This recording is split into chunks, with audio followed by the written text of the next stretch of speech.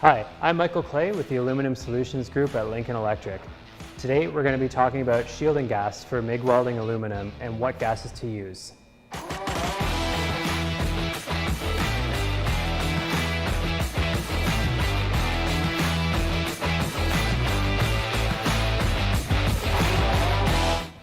So generally for aluminum MIG welding, 100% argon is just fine.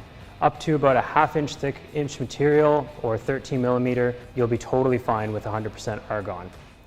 Argon helium blends can be used, but you just need to consider some things before you get into using a blend.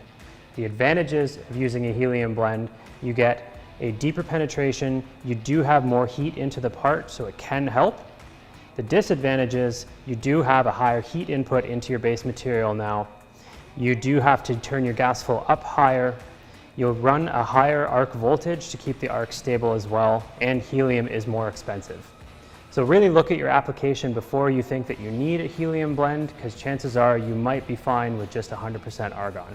So for more information, reach out to us and one of our Lincoln Electric specialists can help you find the best solution.